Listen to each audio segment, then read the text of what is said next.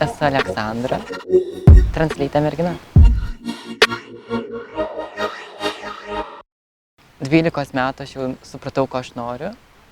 Ir nuo 18 aš pradėjau keistis, reikštis tiek išvaizdą, įskaitant makiažą ir aprangą. Galvojau, kad tai tiesiog kažkoks išbandymas, kad čia laikina pirmai. Taip, aš esu kol kas biologiškai vaikinas, gimiau vaikino kūne ir panašiai, bet tai nereiškia, kad tu gimei vaikinu, tu turi būti vaikinu. Tiesiog, aš galvoju, kad siela yra veidrodis.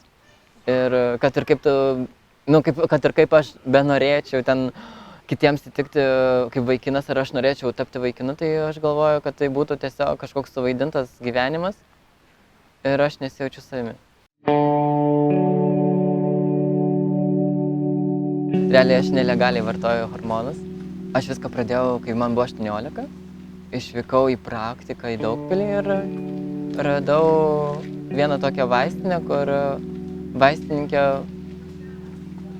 kaip mes su ją labai gerai susipažinom ir aš jos paprašiau, jinai sako, sorry, bet reikia receptą, bet aš pasakiau, kad čia tik tarp mūsų.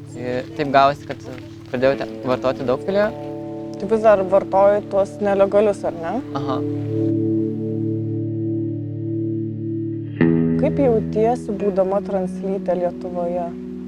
Jaučiuosi kaip zoologijos sode. Tenka sulaukti įvairių reakcijų, nes kiek aš vaikštau, pavyzdžiui, su draugais, tai labai daug kas pirmai atkreipia dėmesį kaip į merginą, o vėliau, kai labiau įsižiūri, tada pradeda komentuoti.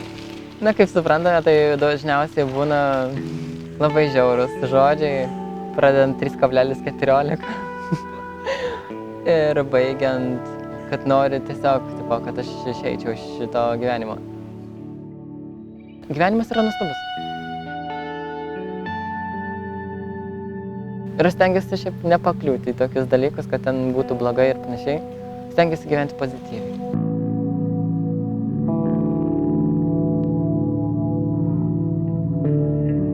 Lietuva nėra, aš galvoju, kad nėra sutverta tam, kad būtų visi tolerantiški.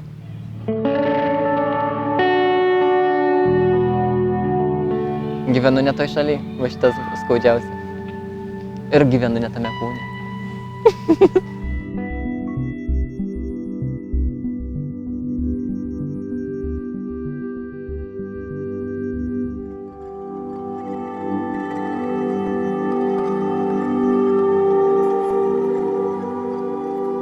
Kai sukako 20 metų, jeigu aš neklystu, tai mamai pasakiau, kas pas mane viduje vyksta.